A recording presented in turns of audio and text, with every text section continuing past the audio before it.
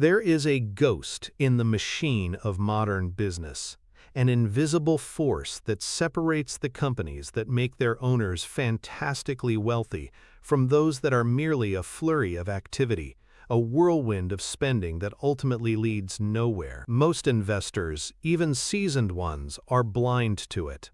They are drawn to the spectacle, the grand announcement of a new billion-dollar factory, the ribbon-cutting ceremony for a gleaming new corporate headquarters, the press release boasting of record capital expenditures.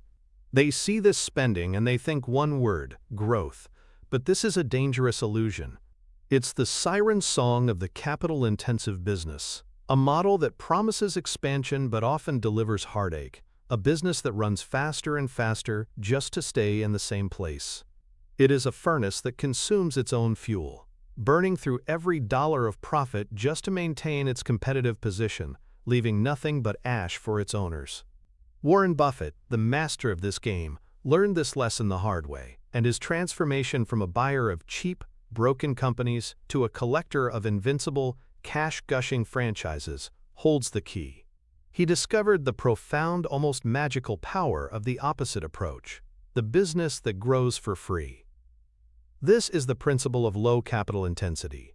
It is the search for businesses that can dramatically increase their sales and profits without having to pour endless sums of money back into the ground. These are not furnaces, they are fountains. They are scalable business models so efficient, so dominant, that they produce a flood of cash, a torrent of capital that flows directly out of the business and into the pockets of the shareholders. Learning to identify these companies is not just another stock-picking trick. It is a fundamental shift in perspective. It is the key to true wealth creation. It will teach you to stop chasing the illusion of growth and start investing in the engine of profitability. You will learn to conduct a business model analysis that goes beyond the surface, to perform financial statement analysis that reveals the true story of cash, not the accounting fiction of earnings. This is the difference between buying a job and buying a money machine. Today, we will install this mental model into your thinking. And in doing so, we will unlock the secret of the businesses that grow for free. It all began with a box of chocolates. The year was 1972, and Warren Buffett was still, in many ways, a disciple of his mentor, Benjamin Graham. He was a practitioner of what he would later call cigar butt investing. The idea was simple, quantitative, and emotionally detached. You'd walk down the street and find a discarded cigar butt on the ground with one good puff left in it. You'd pick it up, take that final, free puff and throw it away. In investing terms, this meant finding companies trading for far less than their net working capital, businesses so cheap that they were statistically a bargain, even if the underlying business itself was terrible. You'd buy them, wait for a small pop in price as the market recognized the absurdity, and then sell, taking your one free puff. This strategy had made Buffett a very wealthy man through his investment partnership. But his partner, Charlie Munger, was starting to see its limitations. Munger was pushing Buffett to evolve, to move beyond the numbers on a page and start thinking about the quality of the business itself. He famously said, "It's far better to buy a wonderful company at a fair price than a fair company at a wonderful price." This was heresy to a pure Grahamite. And the battleground for this philosophical war was a family-owned candy company based in California, See's Candies. See's was a beloved West Coast institution.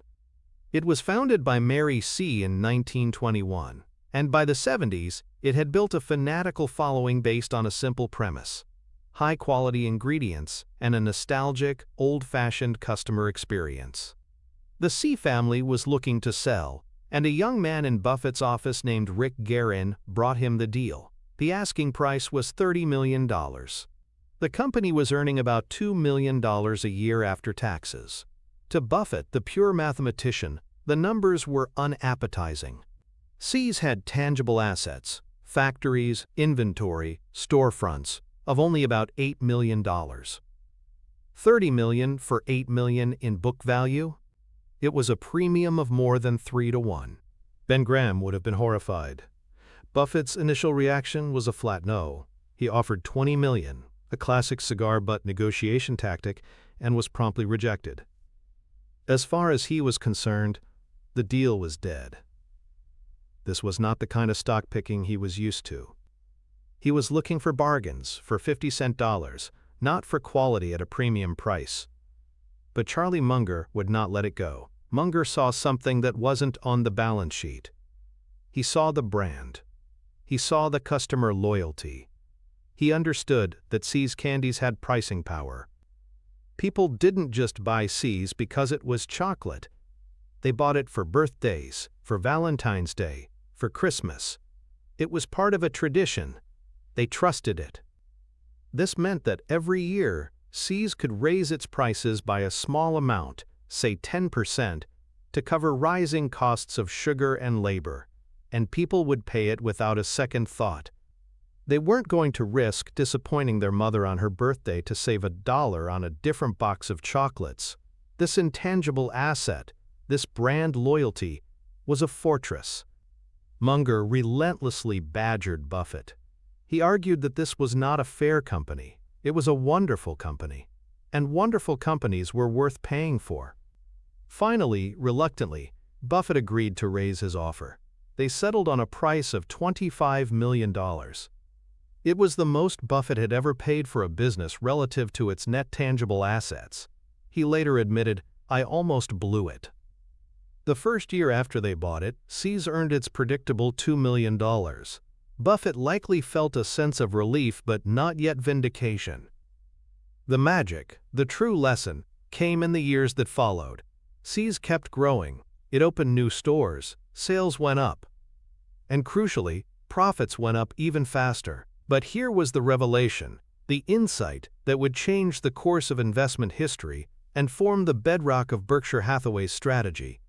To generate this spectacular growth in earnings, See's needed almost no new capital. Think about it. If they wanted to increase sales, they didn't need to build a massive new factory. The existing kitchens had plenty of capacity. They could simply run them for an extra shift. If they raised the price per pound of chocolate from $10 to $11, that extra dollar of profit dropped almost entirely to the bottom line. It didn't require a single dollar of new investment. The brand, the real asset, was doing all the work. It was an asset that didn't depreciate, didn't need maintenance, and in fact grew stronger and more valuable with each passing year. This was the genesis of Buffett's understanding of low capital intensity. He watched as See's Candies, the business he paid $25 million for, started gushing free cash flow. That $2 million in annual profit soon became $5 million, then $10 million, then much, much more. And because the business didn't need that cash to grow, it could be sent back to headquarters in Omaha.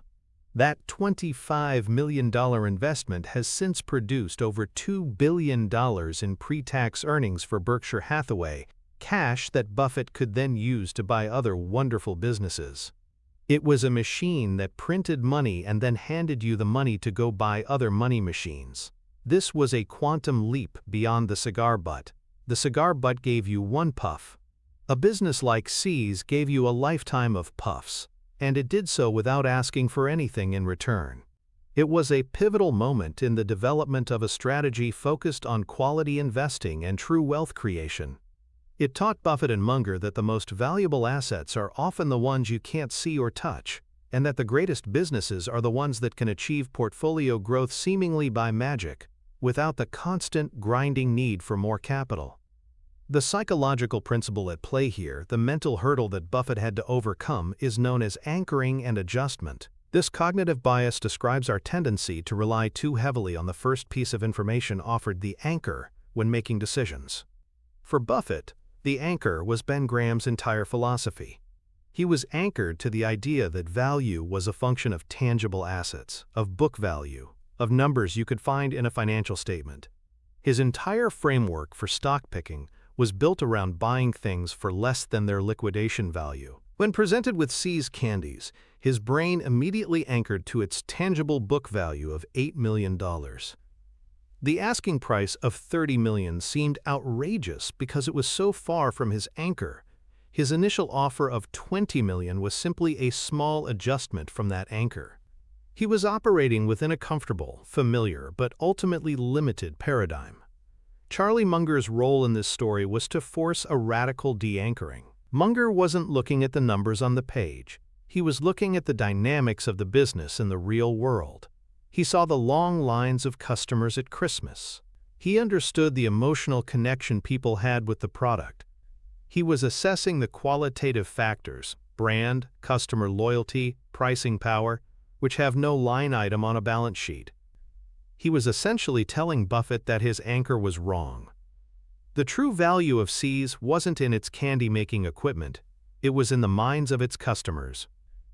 To make the leap, Buffett had to consciously discard his old anchor and create a new one, an anchor based on the earning power of an intangible asset. This is an incredibly difficult mental feat. Our brains are wired for cognitive ease. We prefer simple, quantifiable metrics. The idea of paying for something invisible, like a brand, feels speculative and risky. It requires a higher level of abstract thinking and a deeper form of business model analysis. This shift represents a move from a purely left-brained, analytical approach to a more holistic, right-brained understanding of what makes a business successful.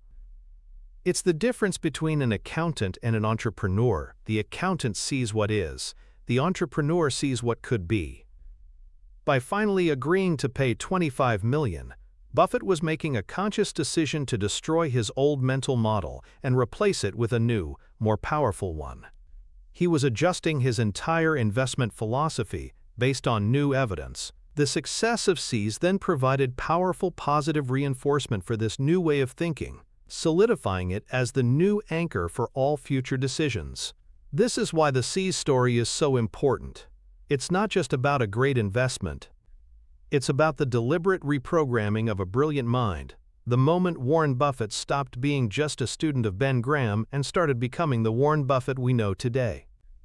He learned that the best opportunities often require you to question your most deeply held assumptions and to adjust your worldview based on a superior argument, even if it feels uncomfortable at first. So how can we, as retail investors or entrepreneurs, apply this powerful lesson? We can translate it into a practical framework, a mental model I call the toll bridge blueprint. Think of a wonderful, capital-light business as a toll bridge.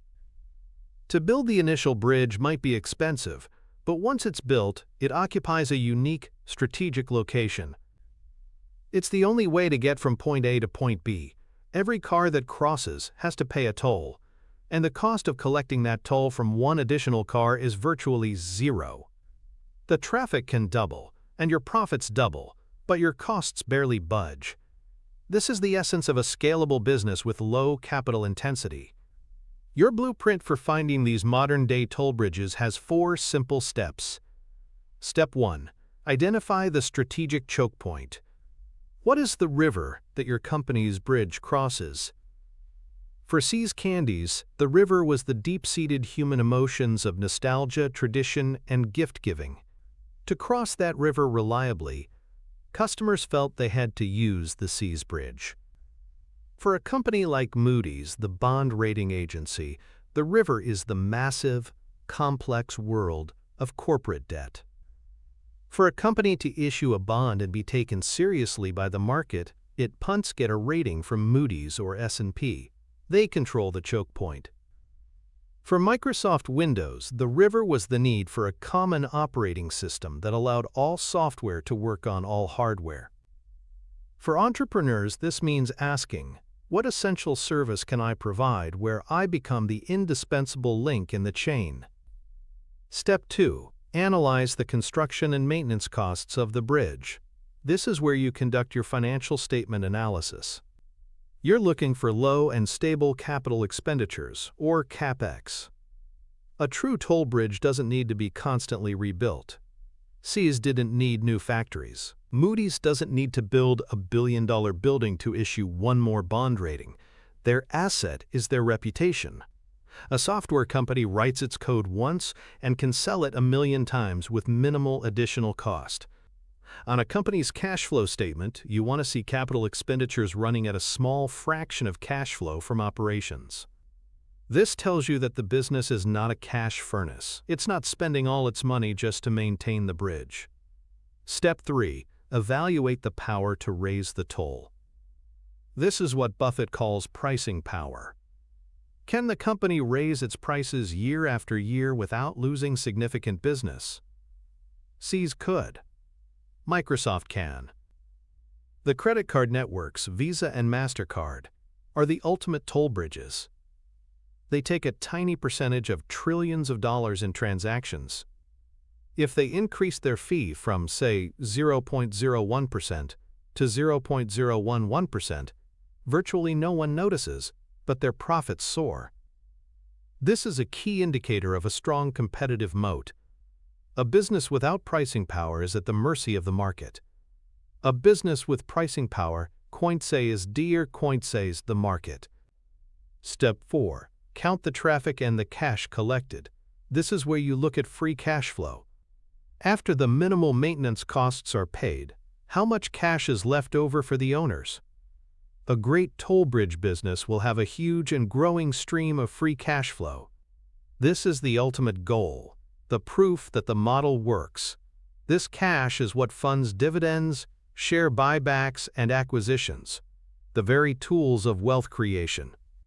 By systematically applying this toll bridge blueprint, you can start to sift through the thousands of publicly traded companies and identify the rare few that possess this incredible economic characteristic. You move beyond simple stock picking and start thinking like a true business owner, focusing not on what is cheap, but on what is truly valuable. Now let's explore the opposite path, the path of the 99%. Most investors do the exact reverse of this analysis. They are seduced by the spectacle of asset-heavy businesses. They see a company like an airline announcing a record-breaking order for 100 new airplanes from Boeing, a deal worth billions of dollars. And what do they think? They think, wow, they're expanding, this is a growth story. They see the new planes, the new routes, the rising revenue, and they get excited. They mistake the intense activity for genuine progress. They don't stop to ask the crucial question, what is the return on that massive investment? An airline business is a brutal toll bridge in reverse. You have to spend billions just to stay in the game. The planes are fantastically expensive, they age quickly, they require constant maintenance, and they are subject to vicious price competition. The capital requirements are astronomical, and the profits are razor-thin and fleeting. Buffett himself has famously called airlines a, quote, death trap for investors. Similarly, the 99% are drawn to auto manufacturers. They see a company building a new gigafactory for electric vehicles, and they pour their money in, mesmerized by the futuristic technology and the promise of a revolution. They fail to understand that building cars is one of the most capital-intensive businesses on Earth. Every dollar of increased sales requires enormous investment in factories, robotics, research and development, and supply chains. It is a constant battle against depreciation and technological obsolescence. For every dollar of profit an automaker reports, a huge chunk of it, and often more, must be immediately reinvested back into the business just to keep the machinery modern and the products competitive.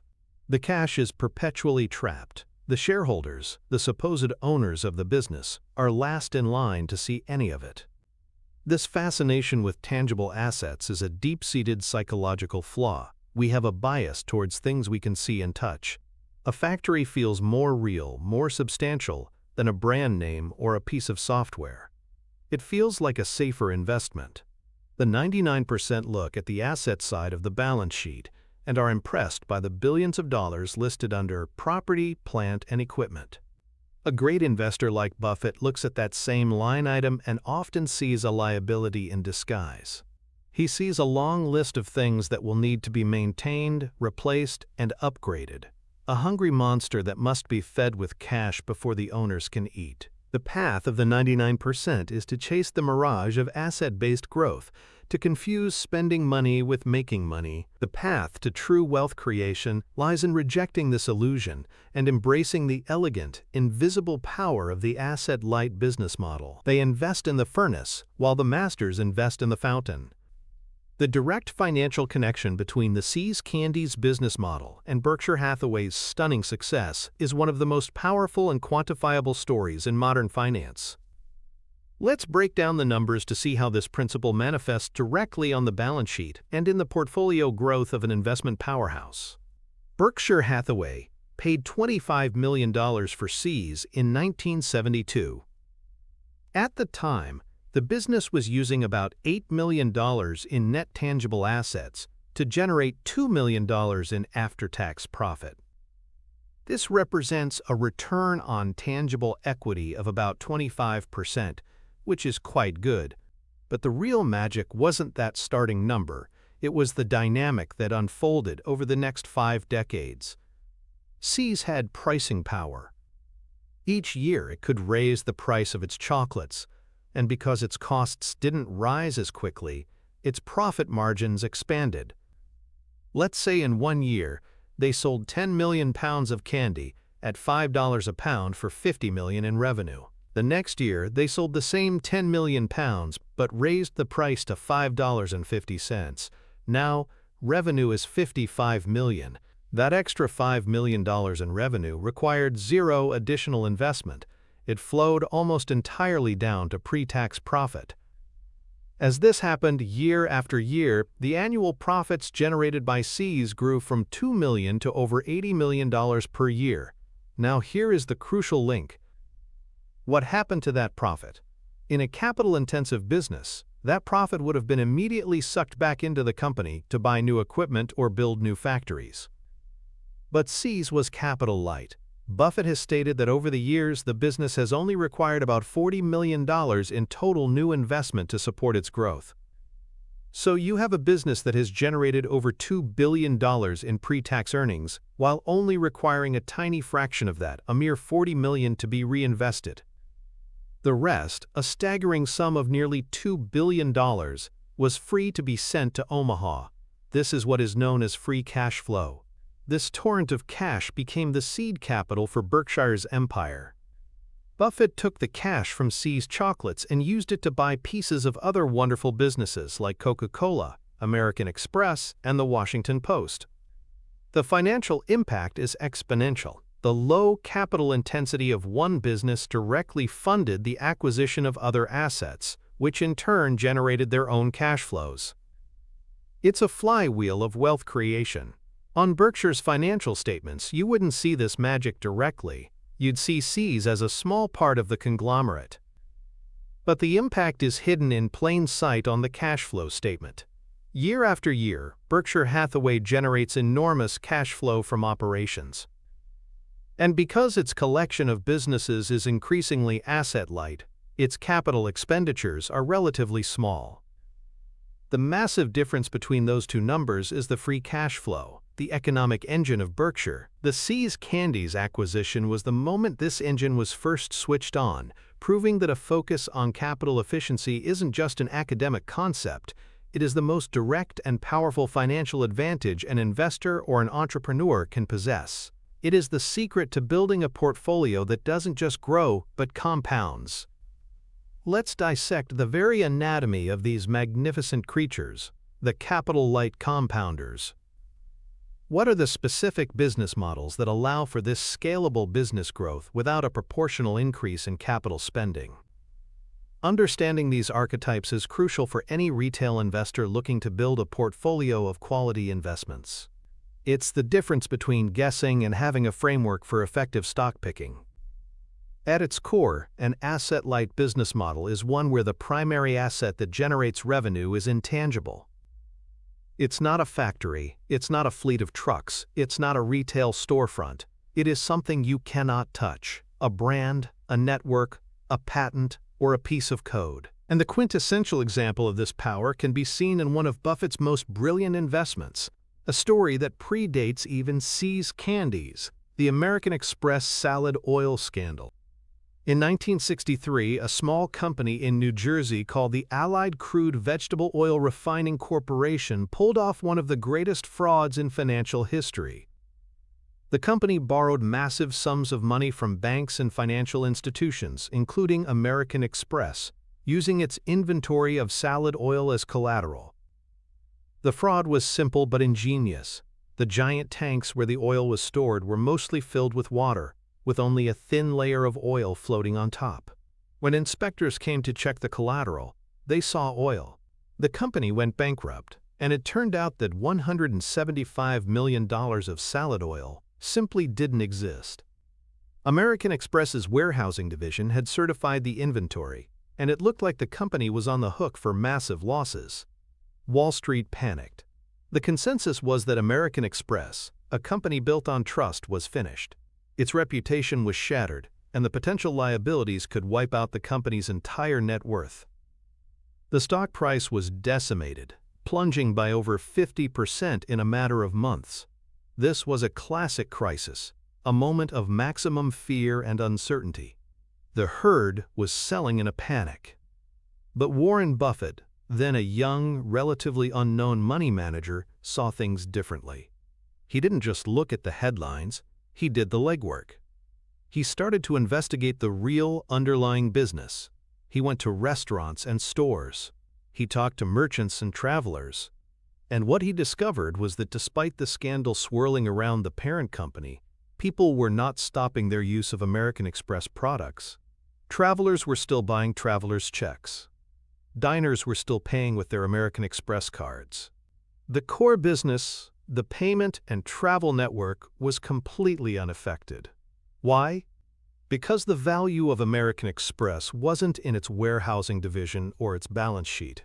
It was in the minds of its customers and merchants worldwide. It was a network. A card was valuable because millions of merchants accepted it.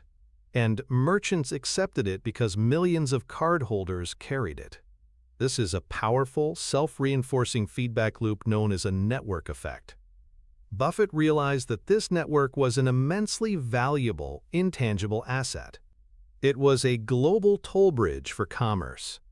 And this asset required almost no physical capital to maintain. The trust and ubiquity of the brand was the real engine of profitability.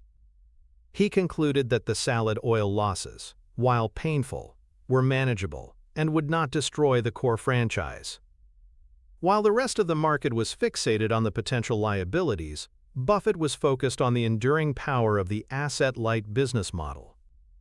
He invested a staggering 40% of his partnership's capital into American Express stock at its moment of maximum pessimism. It was an incredibly bold bet. Within a few years, the scandal faded, the company's earnings recovered and soared, and the stock price multiplied. Buffett's investment turned into a massive windfall. This story perfectly illustrates the anatomy of a capital-light compounder. American Express's moat was not built of bricks and mortar, it was built of trust and network effects. This moat allowed it to survive a catastrophic event and continue to gush cash, demonstrating the resilience and power of a business whose most important assets don't appear on the balance sheet. This is the kind of business model analysis that leads to beating the market over the long term.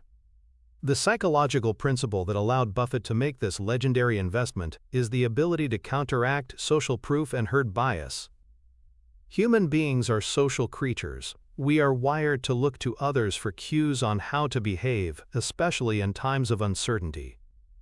When we see everyone running for the exits, our instinct is to run with them, not to stop and ask why. In financial markets, this manifests as herd behavior. When a stock is plummeting and the headlines are filled with doom and gloom, the emotional pressure to sell is immense. The social proof is overwhelming. Everyone else is selling, so they must know something I don't. It feels safer to be wrong with the crowd than to be right all by yourself. The panic surrounding American Express during the salad oil scandal was a textbook case of this. The herd saw a massive fraud, potential bankruptcy, and a shattered reputation. The logical conclusion, reinforced by the plunging stock price, was to sell at any price. Buffett's genius was his ability to insulate himself from this psychological stampede. He possesses what he calls an inner scorecard. He doesn't measure his success or the validity of his ideas based on what other people think, an outer scorecard, but on his own research and reasoning. He has cultivated a temperament that allows him to be greedy when others are fearful, and fearful when others are greedy. Instead of following the herd, he actively uses their panic as an opportunity. He saw the selling not as a signal of danger, but as a signal of a potential bargain. He then detached emotionally and began his own independent investigation. He didn't read newspaper clippings. he went out into the real world to observe customer behavior. He was collecting his own, proprietary data, rather than relying on the second-hand, fear-infused data the rest of the market was using.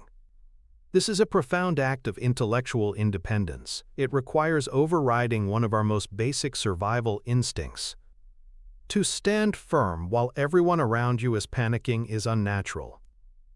To put a huge portion of your capital to work in such an environment requires an almost inhuman level of conviction. But this conviction wasn't based on arrogance or a contrarian impulse for its own sake. It was based on a superior analysis of the business model. He understood, on a deeper level than anyone else, the source of American Express's true value. He knew its asset-light network was its fortress, and he could see that the fortress walls were not being breached, even as chaos reigned outside. By conquering herd bias, Buffett was able to purchase a wonderful, capital-light compounder at a price that reflected a temporary, solvable problem, not a permanent impairment of its franchise. This is the psychological edge that separates good investors from great ones. It's the ability to think for yourself when the pressure to conform is at its absolute peak. So how do we operationalize this? How can a retail investor or an entrepreneur develop a blueprint for identifying these scalable businesses that seem to grow at virtually no marginal cost? Let's call this the zero marginal cost blueprint. It's a framework for finding companies where serving one more customer costs next to nothing, leading to explosive profitability as they scale. There are 3 key steps. Step 1. Identify the nature of the product. Is the company selling atoms or bits? A company that sells atoms, cars, houses, loaves of bread, has a real, tangible cost for every single unit it produces. To sell one more car, you have to buy more steel, more rubber, more glass, and pay for more labor. The marginal cost is significant. A company that sells bits, software, media content, data, a network connection has a very different economic structure. The cost is all up front. A company like Microsoft spends billions developing the Windows operating system. But once that code is written, the cost of burning it onto one more DVD or allowing one more digital download is essentially zero. That is the holy grail of a scalable business. So the first question you must ask is, what is the marginal cost of revenue for this company?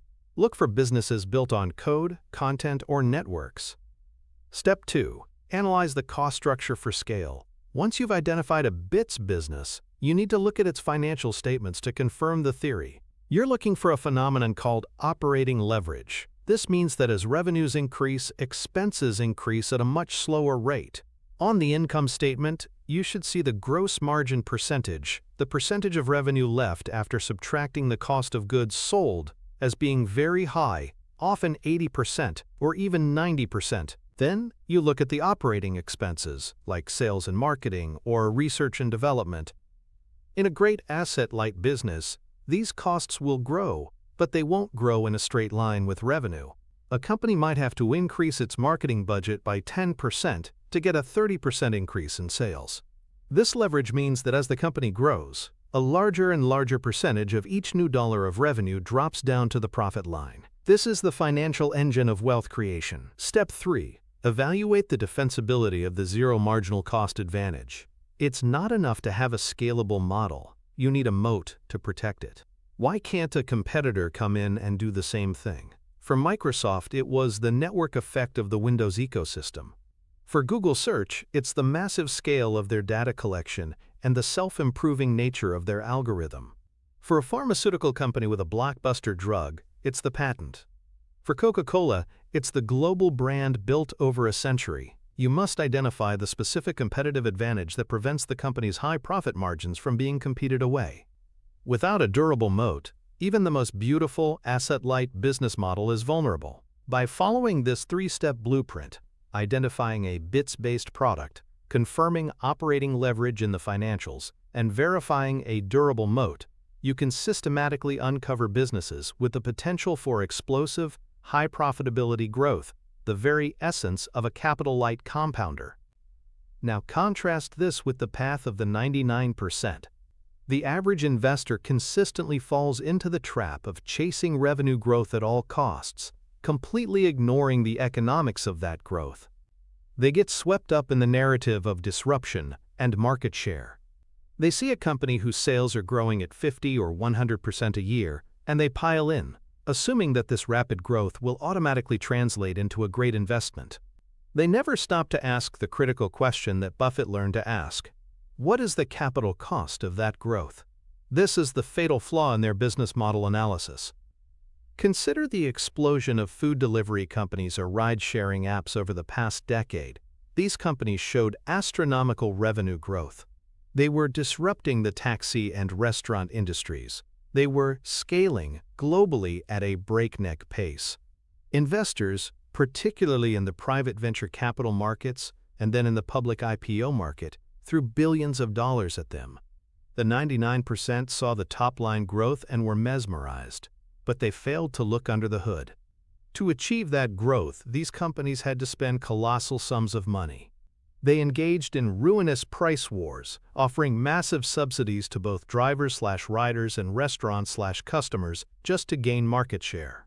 They spent fortunes on marketing to acquire each new user. There was no operating leverage. In fact, in many cases, the more they grew, the more money they lost. Their marginal cost of revenue was not only positive, it was often greater than the revenue itself. They were buying dollars for $2. This is a classic example of confusing a scalable business with a profitable business. A business is only truly scalable in the way that matters to an investor if it has operating leverage. The 99% see a company like Amazon reinvesting all of its profits back into the business and think all high-growth, cash-burning companies are the same. They miss the crucial distinction. In its early days, Amazon was reinvesting in things that created durable, capital-light moats, like its logistics network, which became a profit center through fulfillment by Amazon, and its cloud computing platform, AWS, which is an incredibly high-margin, scalable business. They were investing in future free cash flow. The typical cash-burning growth company that the 99% invests in is simply spending money to acquire unprofitable customers in the hope that someday, somehow, they can raise prices and become profitable. It's a strategy built on hope, not on sound economics. The path of the 99% is to be seduced by the story of growth, while the path of the wise investor is to be grounded in the mathematics of profitable, capital-efficient growth. It is a distinction that makes all the difference in the long-run journey of wealth creation. The direct financial connection here, the way this plays out on the financial statements, is through the concept of profit margins and return on equity. An asset-light business model directly translates into superior profitability metrics that are visible for all to see, if you know where to look. Let's take a concrete example.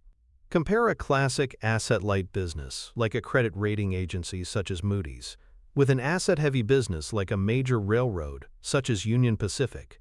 Both are strong, dominant companies with wide moats. But their financial structures are worlds apart. First, look at the income statement and the operating profit margin. Moody's primary cost of goods sold is the salaries of its analysts. Its primary asset is its reputation. As a result, its operating margin is consistently in the range of 40 to 50%. This is an extraordinary number. For every dollar in revenue, nearly 50 cents is left over as operating profit before interest and taxes. Now look at Union Pacific. To generate $1 of revenue, it has to own and maintain tens of thousands of miles of track, thousands of locomotives, and countless rail cars. It has massive fuel costs and labor costs. Its operating margin is still very respectable for an industrial company, often in the 30 to 40% range, but it is structurally lower than Moody's. The asset-light nature of Moody's business flows directly into superior profitability. But the real magic happens when you connect this to the balance sheet through the metric of return on equity, or ROE. ROE measures how much profit a company generates for every dollar of shareholder equity invested in the business. Because Moody's requires so little capital, so few assets to run its business, its shareholder equity base is very small relative to its earnings. This results in an astronomical ROE, often well over 100%. This is not a typo. It means the business can generate more in annual profit than its entire historical base of invested capital. It is a financial supernova. Union Pacific, on the other hand, has a massive equity base because of all the capital tied up in its physical assets. Its ROE is still good, perhaps in the 15 to 25% range, but it pales in comparison. Why does this matter so much to you, the retail investor? Because the market recognizes and rewards this capital efficiency. A business that can generate super high returns on equity without needing to retain much capital is a compounding machine. It can grow its intrinsic value at a much faster rate. This is why companies with asset-light models often command much higher valuation multiples, such as a higher price-to-earnings (PE) ratio. Investors are willing to pay a premium for this superior business model because they know it's an engine of wealth creation. The financial connection is clear and direct. Low capital intensity leads to high profit margins and astronomical returns on equity, which in turn leads to faster intrinsic value compounding and a higher stock valuation. It is the complete financial pathway from a smart business model to superior portfolio growth. Of course, to truly understand the light, one must first spend time in the darkness. To fully appreciate the genius of the capital-light model, we must study its antithesis, the capital-intensive trap.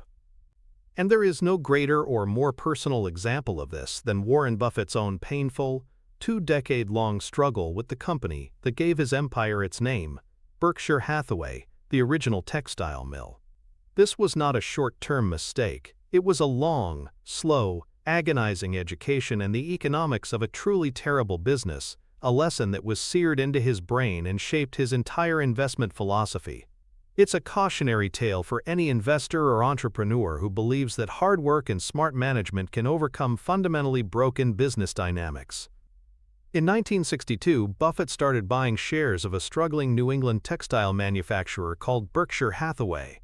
At the time, it was a classic Ben Graham-style cigar butt. The stock was trading for around $7.50 a share, while the company's working capital per share, its current assets like inventory and receivables minus its liabilities, was over $19. It was selling for a fraction of its liquidation value. It was on paper absurdly cheap. Buffett's plan was simple. The textile industry was in decline, and as the company closed mills and liquidated assets, management would use the cash to buy back shares. As the number of shares shrank, the working capital per share for the remaining shares would rise, and he could sell his stock at a profit.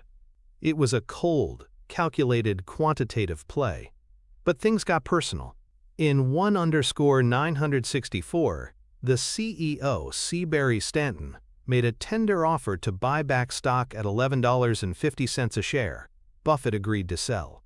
But when the official offer came in writing, it was for 11 3/8. Stanton had tried to chisel him for 1/8 of a point. Buffett, furious at this slight, did the opposite of what he planned. Instead of selling, he started buying shares aggressively. He took control of the company, fired Stanton, and found himself, a brilliant capital allocator, suddenly in charge of a dying textile business. This was the beginning of a 20-year nightmare. Buffett soon learned the brutal reality of the capital-intensive trap. The textile industry was a commodity business with ferocious competition, both domestically and from cheaper foreign imports. To stay even remotely competitive, Berkshire had to constantly spend money. The looms and spinning machines were multi-million-dollar pieces of equipment. Every few years, a new, slightly more efficient model would come out, and if you didn't upgrade, you would fall behind. So any meager profit the business managed to eke out had to be immediately poured back into new machinery. It was a perpetual treadmill. In his 1985 letter to shareholders, the year he finally closed the last mill, he wrote one of the most brilliant summaries of this problem ever penned. He explained that a business like this, which earns a low return on capital, must reinvest its earnings at that same low rate. $1 of retained earnings would create less than $1 of market value for the shareholders. The business was, in effect, destroying capital with every dollar it reinvested. He was running as fast as he could, making smart operational decisions, buying the best equipment, but the fundamental economics of the industry were like a powerful headwind that could not be overcome. The money was forever trapped inside the business, consumed by the voracious appetite of the machinery. This experience was his PhD in bad businesses. It taught him that it's far better to be in a great business with mediocre management than a terrible business with brilliant management, because the industry dynamics will always win in the end. The ghost of the Berkshire textile mill is what guided him to seize Candies, Coca-Cola, and Apple. It was the negative image that defined the positive ideal of the capital-light compounder. The psychological trap that kept a genius like Buffett stuck in a terrible business for 2 decades is a powerful combination of the sunk cost fallacy and commitment bias. The sunk cost fallacy is our tendency to continue with an endeavor if we have already invested time, money, or effort in it, even if the current evidence suggests we should stop. The invested resources are sunk, they cannot be recovered. A rational decision-maker would ignore these sunk costs and evaluate the situation based only on future prospects. But we are not always rational. The brain says, I've already put so much into this, I can't quit now. If I just put in a little more, I can turn it around and justify my initial investment. Buffett had invested not just money, but his ego. He had taken control of the company, his name was on the door. To admit defeat would have been a public and personal failure. This ties directly into commitment and consistency bias. We have a deep psychological need to be consistent with our past decisions and commitments. Once we have made a choice, especially one that is public, we feel pressure to stick with it. To do otherwise would be to admit we were wrong, which is painful. Buffett, the brilliant manager, was committed to making the textile business work. Each year, he would approve the purchase of new looms, a new decision that recommitted him to the path. He was trying to be consistent with his prior actions. He was, in his own words, trying to solve a problem that was fundamentally unsolvable. This is a trap that snares millions of investors and entrepreneurs. The investor who holds on to a losing stock, averaging down again and again, isn't making a rational calculation about its future prospects. They are being driven by the sunk costs and a desperate need to prove their initial decision was correct. The entrepreneur who keeps pouring their life savings into a failing business idea long after the market has told them it doesn't want their product is a victim of the same psychological forces. It took Buffett 20 years to finally overcome these biases and make the cold, rational decision to shut down the mills. The fact that it took someone of his intellect and temperament so long is a testament to the sheer power of these psychological forces. His eventual decision to pull the plug was an act of supreme intellectual honesty. He was able to finally write off the sunk costs, both financial and emotional, and reallocate the remaining capital to far more productive uses. This experience became a permanent part of his mental toolkit. He learned that the initial decision of what business to get into is far more important than any clever management you can apply afterward. His struggle with the textile mill was a painful but necessary lesson in the psychology of business, teaching him that knowing when to quit, when to admit a mistake and move on, is one of the most valuable and difficult skills in both investing and in life. So how can we avoid this trap? We need a practical mental model, a checklist to stress test an investment or a business idea for capital intensity before I'll recommit. Let's call this the capital intensity stress test. It's a series of questions you must ask to avoid buying into your own version of the Berkshire textile mill. This is a crucial risk assessment tool for any retail investor or entrepreneur. Question 1. What is the ratio of capital expenditures to depreciation? Go to the cash flow statement. Find the line for capital expenditures (CapEx) and the line for depreciation and amortization (D&A). Depreciation is an accounting estimate of how much the company's existing assets have worn out during the year. CapEx is how much the company actually spent on new assets. In a healthy capital-light business, CapEx might run roughly in line with or even below D&A. This suggests the company only needs to spend its depreciation charge to maintain its current operations. But if you see a business where CapEx is consistently, year after year, running at 150%, 200% or more of DNA. That is a massive red flag. It tells you the business is on a treadmill. It has to spend far more than its depreciation expense just to stay in the same place, a clear sign of a capital-intensive trap. Question 2. To generate an extra dollar of sales, how much new capital must be invested? This is a slightly more advanced calculation, but it's incredibly revealing. Look at the change in sales from one year to the next. Then look at how much the company had to invest in new property, plant and equipment, and working capital to support that growth. If a company has to invest 80 cents in new assets to generate a dollar of new sales, that is a very tough business. If a software company can generate a dollar of new sales with only 5 cents of new investment, that is a wonderful business. This ratio reveals the true capital efficiency of growth. A business that requires heavy reinvestment for growth is a business where the cash will be trapped. Question 3. Is technological change in this industry an opportunity or a threat? For a software company, a new technology might be an opportunity to create a new product at a low marginal cost. For a textile mill, a new type of loom is a threat. It's a threat because it forces you to spend millions of dollars. You don't have to replace machinery that is not yet fully depreciated just to keep up with competitors. For a steel mill or an auto manufacturer, new environmental regulations or new manufacturing techniques are often multi-billion-dollar threats that require massive, mandatory capital outlays. You want to invest in businesses where technology is a tailwind, not a headwind that constantly demands more capital. By running any potential investment through this 3-question stress test, you can quickly identify the capital furnaces and avoid the fate that ensnared even a young Warren Buffett.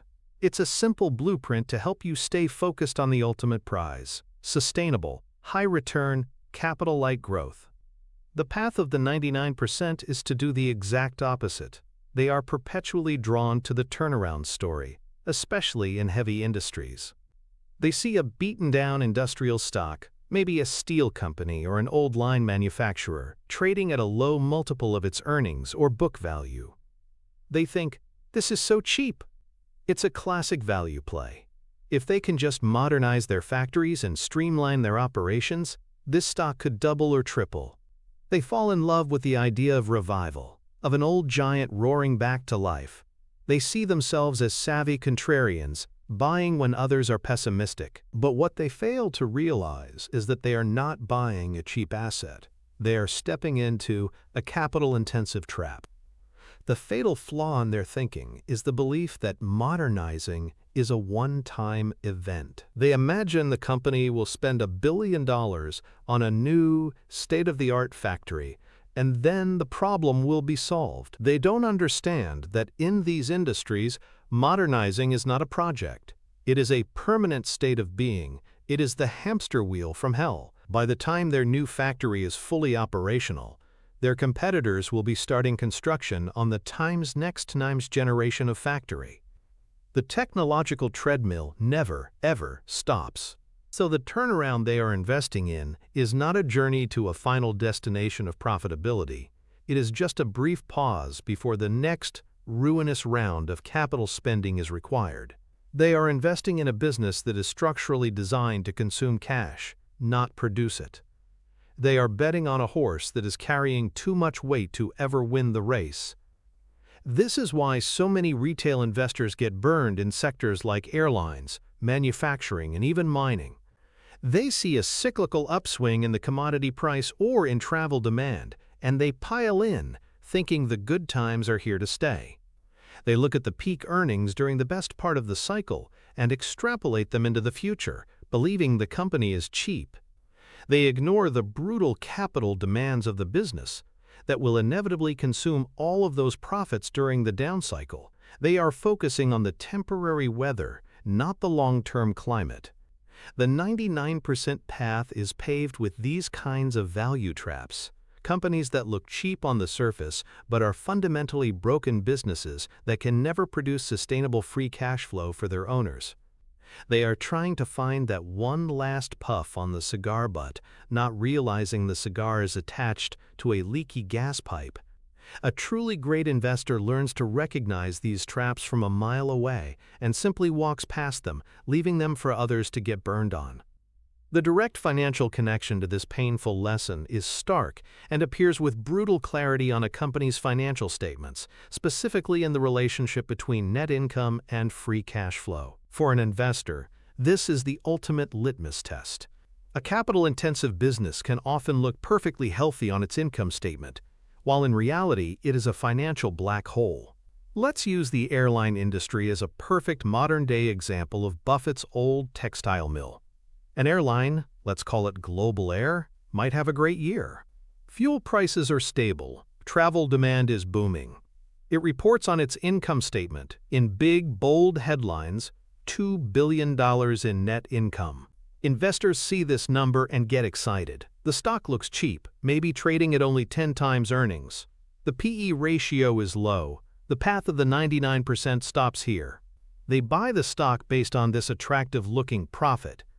But the savvy investor knows the income statement is only the beginning of the story. The real truth is told on the statement of cash flows. You scroll down to cash flow from investing activities, and you see a massive negative number under the line item purchases of property and equipment. This is their capital expenditure, or CapEx. For an airline, this is the money they spent on new airplanes, engines, and ground equipment. In this profitable year, Global Air might have spent a staggering $3 billion on CapEx. So let's do the math that truly matters. The company's operations generated some cash, let's say roughly equivalent to its net income plus depreciation, perhaps $3.5 billion, but it was forced to spend $3 billion of that on new planes just to stay competitive and replace its aging fleet. So the free cash flow, the actual cash left over for the owners of the business, is only $500 million. Suddenly, the picture looks very different. The $2 billion profit was an accounting fiction.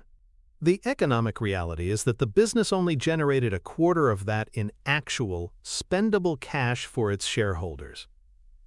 The rest was consumed by the business itself. The low PE ratio was a mirage. Based on its price-to-free cash flow ratio, the stock is actually 4 times more expensive than it appeared. This discrepancy is the financial signature of the capital-intensive trap. Year after year, the reported earnings are never truly available to the shareholders. They are a ghost, an accounting profit that is immediately reingested by the company's insatiable need for capital. This directly impacts its ability to create wealth for its owners. It cannot sustain a meaningful dividend. It cannot aggressively buy back its own stock to make each share more valuable. Any cash it does generate must be jealously guarded for the next inevitable downturn or the next mandatory fleet upgrade. This is how a business can look profitable on paper for years while creating zero long-term value for its shareholders. Learning to see this gap between earnings and free cash flow is perhaps the single most important skill in financial statement analysis. It is the X-ray vision that allows you to see past the healthy-looking skin and identify the broken bones of a bad business model. Now we arrive at the practical heart of the matter. How do we as retail investors systematically find these capital-light gems? It requires moving beyond stories and narratives and learning to read the language of business, which is accounting. You must learn how to perform a basic financial statement analysis with a specific goal in mind, to quantify the capital intensity of a business. This isn't about complex financial modeling. It's about knowing where to look and what to look for on a company's annual report to find the telltale signs of a cash machine versus a cash furnace. The key is a concept that Buffett himself developed and explained in his 1986 letter to shareholders, owner earnings. This, he argued, is the true measure of a business's profitability, far superior to the net income figure reported by accountants. The blueprint for calculating owner earnings is the essential tool for this analysis. The formula is this: owner earnings equals net income plus depreciation and amortization minus the average annual amount of capital expenditures required to maintain the company's long-term competitive position and unit volume. Let's break that down piece by piece. You start with net income, which is easy to find on the income statement. Then, you add back depreciation and amortization.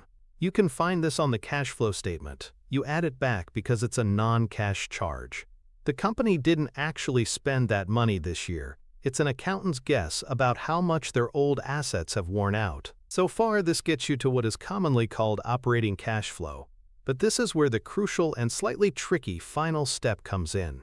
You must subtract what Buffett calls maintenance CapEx. This is the part that requires some judgment. The total capital expenditures number on the cash flow statement includes two things: money spent to simply maintain the current business, like replacing an old machine, and money spent to grow the business, like building a new factory. To find the true owner earnings, we only want to subtract the maintenance portion. A company that is spending heavily to grow is different from one spending heavily just to stay still. So how do you estimate this? A simple, conservative method for a stable company is to take a multi-year average of its total capital expenditures. For a company in a fast-changing industry like the textile mill, you might have to assume that almost all of its CapEx is maintenance, because standing still requires constant upgrading. For a capital-light business like Moody's, the number will be tiny. For a capital-heavy business like a railroad, it will be enormous. The goal is to get a realistic estimate of how much cash the business must spend each year just to keep its moat and its current level of sales intact. Once you have this owner earnings number, you have a much clearer picture of the business's true cash-generating power. You can then compare this number to the company's market capitalization to get a much more meaningful valuation than the standard P/E ratio. A company might have a P/E of 20, but if its owner earnings are much lower than its net income, it's actually much more expensive. Conversely, a company might have a P/E of 20, but if its owner earnings are significantly higher than its net income, which can happen in certain situations, it might be a hidden bargain. This calculation is the core skill for any serious investor focused on quality and profitability. It's the financial tool that translates the abstract concept of low capital intensity into a concrete number you can use to make better stock-picking decisions. It is the bridge from theory to practice in the pursuit of portfolio growth. The psychological principle that this methodical, numbers-driven approach helps to overcome is a powerful duo: confirmation bias and the availability heuristic. Confirmation bias is our natural tendency to search for, interpret, favor, and recall information in a way that confirms our pre-existing beliefs. If we have a good feeling about a company, perhaps because we like its products or read a positive news article, we will subconsciously look for data that supports our initial impression. We'll focus on the rising revenues and the exciting new product announcements. We will tend to ignore or downplay disconfirming evidence, like the massive capital expenditures hidden away in the cash flow statement. We see what we want to see.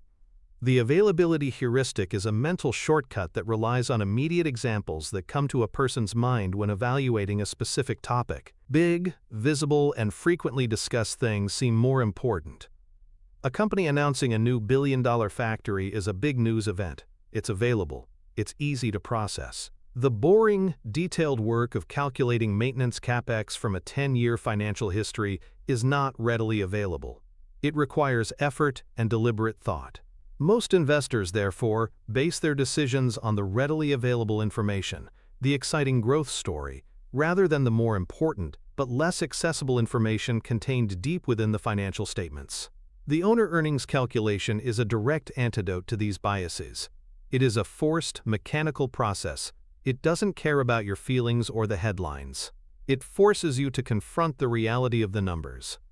By committing to this blueprint, you are creating a system that overrides your flawed intuition. You are deliberately seeking out disconfirming evidence. You are asking the question, I like this company, now let me try to prove it's a bad business by looking at its capital needs. This is what Charlie Munger calls inverting the problem. Instead of asking, how can this be a great investment, you ask, what could kill this investment? And one of the most common killers is the voracious appetite for capital. The process of sitting down with the annual reports and running the numbers acts as a cooling-off mechanism. It injects a dose of cold, hard reality into what can often be an emotionally driven decision. It replaces the easy, available narrative with the difficult but crucial calculation.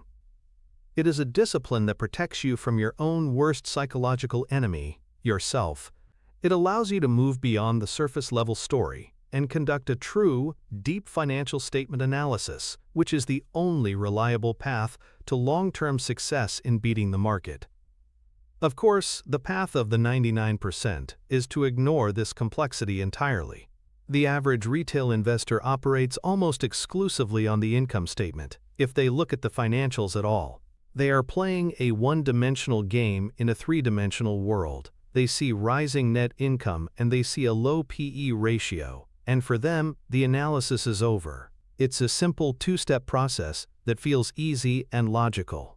They completely ignore the statement of cash flows and the balance sheet, which is where the real story of a business's health and profitability is told. They don't understand that net income is an opinion, while cash flow is a fact. Net income is subject to a vast number of accounting assumptions and estimates, like the depreciation schedule for an asset or the valuation of inventory. A company can perfectly legally make aggressive accounting choices that make its net income look much better than its underlying economic reality. The statement of cash flows, on the other hand, is much harder to manipulate. It simply tracks the cash that came into and went out of the company's bank account. It is the ultimate ground truth. The 99% fail to appreciate this crucial distinction. They see a company reporting $1 billion in profit and assume that the company has an extra $1 billion sitting in the bank. They don't see that all of that profit, and sometimes even more, had to be immediately spent on capital expenditures, leaving the company with no actual cash to show for its profitable year. This is the most common and destructive mistake a retail investor can make. They are buying a business based on a fiction. They are mistaking the shadow on the wall for the real object. They are like a doctor who diagnoses a patient based only on how they say they feel, without ever taking their blood pressure or running any lab tests. The income statement is the patient saying, "I feel great." The cash flow statement is the lab test that shows their cholesterol is through the roof and their arteries are clogged. The 99% are investing based on the happy talk, while the professional investor is making their decisions based on the medical reality. This single point of failure, this inability or unwillingness to look beyond the income statement, is responsible for more portfolio destruction than perhaps any other single factor. It is the reason why so many people can feel like they are picking cheap stocks and still end up with disastrous results. They are not investing in businesses, they are investing in accounting artifacts. The direct financial connection of this analytical process is profound because it allows you to see the true engine of a company's value. The ultimate proof of a successful business model analysis is found on the statement of cash flows. This is where you can literally watch the cash being minted. Let me walk you through how to do this, line by line, comparing a hypothetical asset-light software company, CodeCo, with an asset-heavy industrial company, SteelCo. You pull up the annual reports for both companies and turn to the statement of cash flows. The first section is cash flow from operations. For CodeCo, you see it generated $1 billion in cash from its operations. For SteelCo, you see it also generated $1 billion. On the surface, they look equally profitable from an operational standpoint. But then you move to the next section, cash flow from investing. Here, you find the line capital expenditures. For CodeCo, you see a negative number of $100 million. This was the money they spent on new servers, computers for their programmers, and office space. For SteelCo, you see a negative number of $900 million. This was the money they spent to reline their blast furnace, upgrade their rolling mills, and comply with environmental regulations. Now you perform the single most important calculation in all of investing. You subtract capital expenditures from cash flow from operations to arrive at free cash flow. For CodeCo, the calculation is $1 billion minus $100 million, which equals $900 million in free cash flow. This is an enormous amount of cash that is now free from the business and belongs to the owners. For SteelCo, the calculation is $1 billion minus $900 million, which equals only $100 million in free cash flow. The difference is staggering.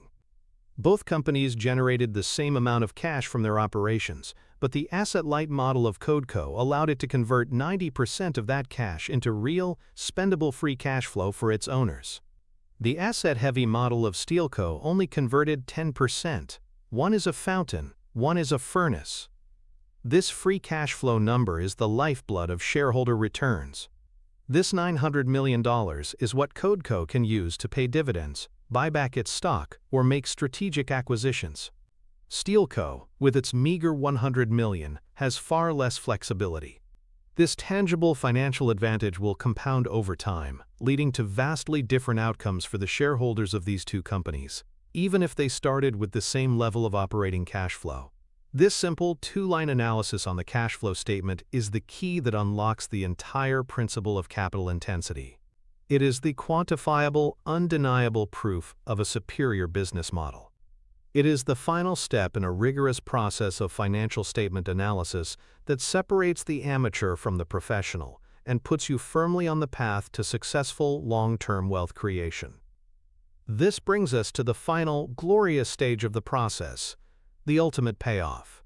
Why do we go through all this trouble to find these rare capital-light businesses? What is the end game? The answer is the free cash flow gusher. This is the stage where the superior business model translates into a torrent of cash that is returned directly to you, the shareholder, creating a powerful, self-reinforcing cycle of wealth creation. Understanding how this process works is the final piece of the puzzle, connecting a smart investment thesis to tangible portfolio growth. The perfect modern-day case study for this is Apple. For years, Warren Buffett famously avoided technology stocks, saying they were outside his circle of competence. But in 2016, Berkshire Hathaway started buying Apple stock, eventually building it into its largest single holding. Why? Because Buffett and his lieutenants, Todd Combs and Ted Weschler, came to see Apple not as a fickle technology company, but as a consumer products company with an unbelievably powerful, capital-light ecosystem. Think about Apple's business model. Yes, selling iPhones requires capital. They have to invest in design, supply chains, and manufacturing. But this is where most people's analysis stops. The real magic, the asset-light engine, is the ecosystem that the iPhone enables. Once a person owns an iPhone, they are drawn into the Apple ecosystem. They buy apps from the App Store. They subscribe to Apple Music, Apple TV Plus, and iCloud storage. This is the services part of Apple's business, and it is a pure, capital-light goldmine. What is the marginal cost for Apple to sell one more person a subscription to Apple Music? It's practically zero. What is the capital expenditure required for Apple to collect its 30% commission on an app sold in its store? Essentially nothing. The App Store is the greatest toll bridge in modern business history. It is a digital platform that Apple built once, and now it gets to collect a toll on billions of transactions with minimal ongoing investment. This services business has grown to be a massive part of Apple's revenue, and its profit margins are far higher than the hardware business. This has transformed Apple into a free cash flow machine of unprecedented scale. The company generates well over $100 billion in free cash flow in a single year. This is a number so large it's difficult to comprehend. And because the business is so capital light, especially the growing services segment, it doesn't need to retain most of this cash. So what does it do with this gusher? It initiates the largest capital return program in the history of capitalism. It pays a growing dividend, but more importantly, it buys back its own stock on a colossal scale, often spending $80 to $90 billion a year on share repurchases. This is the ultimate payoff for shareholders. Apple is using the torrent of cash from its asset-light business model to systematically make each remaining shareholder's piece of the pie bigger and bigger every single year. This is the flywheel in its final, most powerful form, directly translating a superior business into massive shareholder wealth creation. The psychological principles at play in this final stage are the endowment effect and loss aversion. The endowment effect is our tendency to value something more highly simply because we own it. Once you own a share of stock, it becomes your share. It's part of your endowment, and you feel a sense of ownership and connection to it. Loss aversion is a related and even more powerful bias. Psychologists have shown that the pain of losing is about twice as powerful as the pleasure of gaining. We are wired to protect what we have.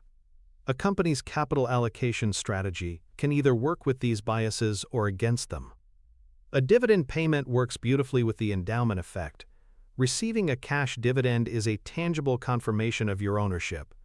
It's a direct reward, a piece of the company's profit delivered to your brokerage account. It makes your endowment feel productive and real. It's a powerful psychological reassurance that you own a piece of a real, profitable enterprise. Share buybacks are a more subtle but arguably more powerful tool that taps into loss aversion. When a company uses its free cash flow to buy back and retire its own shares, the total number of shares outstanding decreases. This means that your individual share now represents a slightly larger percentage of the company. Your ownership stake has increased without you having to do anything or pay any taxes. This is a powerful hedge against the feeling of loss. Even if the stock price stays flat, your underlying ownership of the business is growing. It creates a sense of an ever-strengthening position, making you less likely to sell in a panic during a market downturn. A great management team, like Apple's, understands this psychology. They know that returning capital to shareholders is not just a financial transaction. It's a way of strengthening the bond with their owners. By using their free cash flow gusher to consistently reward shareholders through dividends and buybacks, they are aligning their actions with the deepest psychological needs of their investors. They are signaling that they work for the owners and that the ultimate purpose of the business is to make those owners wealthy. This completes the psychological loop of quality investing. You find a great business, you buy it, and the business then spends the rest of its life confirming your decision was a brilliant one by showering you with cash. This leads us to the final blueprint, the capital allocation decision tree. This is a mental model that a great CEO uses to decide what to do with that gusher of free cash flow. And it's the same model you should use as an investor to judge the quality of a company's management. It's a simple hierarchical set of questions. Question 1, the top priority. Can we reinvest this dollar of cash back into our core business and earn a very high rate of return? For a company like See's Candies in its growth phase, the answer was yes. They could use their profits to open new stores that would also be highly profitable. If a company can find organic, high-return reinvestment opportunities, that is almost always the best use of capital. This is the engine of compounding. But what if the answer is no? What if the business is mature and there aren't many new high-return projects to invest in? Then we move to question 2. Can we make a smart, value-accretive acquisition of another business? This is what Berkshire Hathaway does. It uses the excess cash from its operating businesses to buy other wonderful businesses. This is a great use of capital, but it's very difficult to do well. Most corporate acquisitions fail to create value.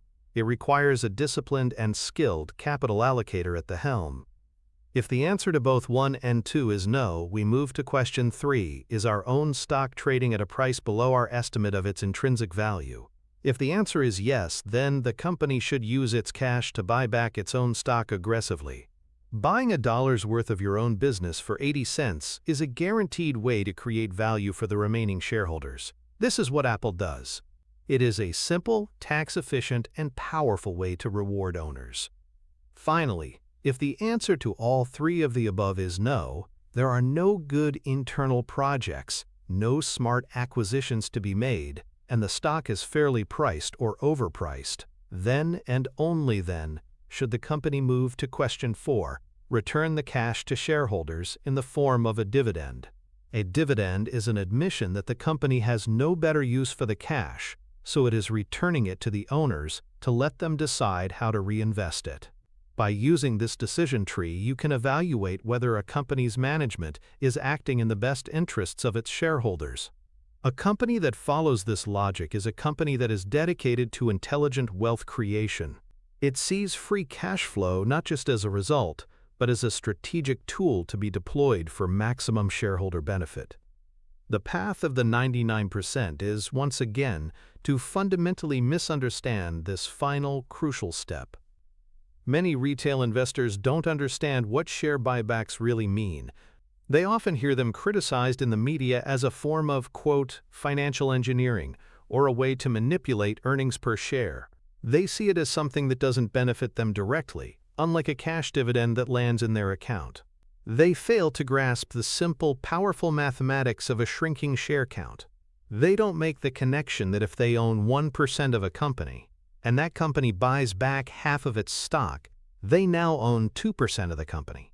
Their claim on the future earnings of the business has literally doubled, without them lifting a finger. This misunderstanding causes them to undervalue companies that are executing intelligent buyback programs.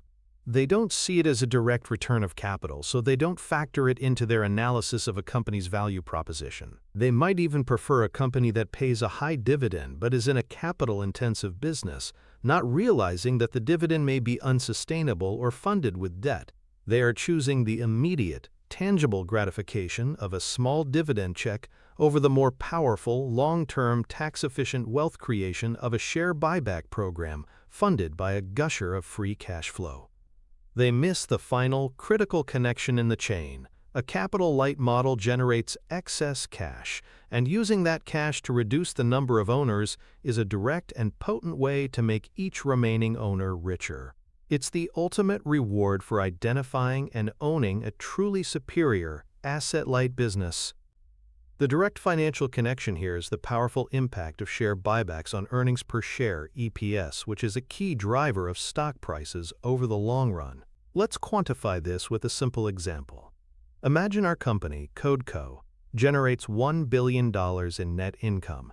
It has 1 billion shares outstanding. Therefore, its earnings per share is $1. The stock trades at a P/E ratio of 20, so its stock price is $20. Now, CodeCo uses its massive free cash flow to buy back 10% of its shares, or 100 million shares. The new share count is 900 million. The next year, the business doesn't even have to grow. Let's say it generates the exact same $1 billion in net income. But now, that $1 billion in profit is divided by only 900 million shares. The new earnings per share is now $1.11. It has grown by 11%, even though the business's total profit did not grow at all. If the market continues to value the company at the same P/E ratio of 20, the new stock price will be 20 times $1.11, which is $22.20. The stock price has increased by 11%, a fantastic return, purely as a result of the share buyback. This is the financial engineering that critics complain about, but for you, the long-term shareholder, it is a direct and powerful source of portfolio growth. You own a larger piece of a business whose per-share value is mathematically increasing. Over many years, this effect can be staggering. A company that can consistently reduce its share count by even 5% a year will create enormous wealth for its shareholders. This is how the free cash flow from a capital-light business model is transformed, through intelligent capital allocation, into a rising stock price and real, tangible wealth creation for you, the retail investor.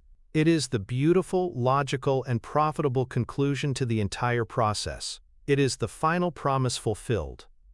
You've just spent this time fundamentally rewiring the way you look at business. You no longer see a company announcing a new factory and think, growth. You now see it through the critical lens of capital efficiency. You have stopped being a spectator, impressed by the sound and fury of corporate spending, and have become a detective, searching for the quiet, hidden clues of true profitability. You now ask the essential question that separates the world's greatest investors from the crowd. What is the cost of that growth? You have acquired the mental model of the capital-light compounder, an invaluable tool that will allow you to distinguish the rare cash fountains from the all-too-common cash furnaces for the rest of your investing life. This is not just another piece of information, it is a permanent upgrade to your financial operating system. But mastering this powerful model is only half of the battle. Understanding what kind of business to buy is a monumental step forward, but it must be paired with an equally deep understanding of asterisk when to buy it. A wonderful, capital-light business purchased at a foolishly high price can be a mediocre or even a terrible investment. The principles of capital efficiency that you've just mastered are one of two great pillars supporting the temple of wealth creation.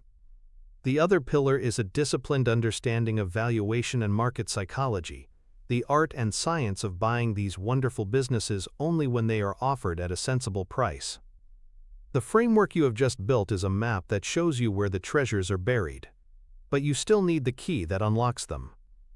The video that is now appearing on your screen is designed to be that key. It is the next piece of the map. It is the crucial link that connects the what with the when. If today was about identifying the quality of the engine, the next step is about learning how to read the price tag without getting fooled by the salesman. It is the bridge between brilliant business analysis and shrewd market timing. It addresses the other side of the coin, the discipline required to wait for the perfect pitch. This journey of financial empowerment is about assembling a complete mental arsenal, a network of interconnected models that work together to protect you from mistakes and guide you toward success. You have just forged a powerful new weapon today, one that will serve you for a lifetime. But a single weapon is not enough to win the war. The truly successful investor, the entrepreneur who builds an empire, never stops learning. They are driven by a need to complete the map, to understand the entire system. Continue your ascent, fulfill your potential, click on the next video, and install the next critical piece of the puzzle.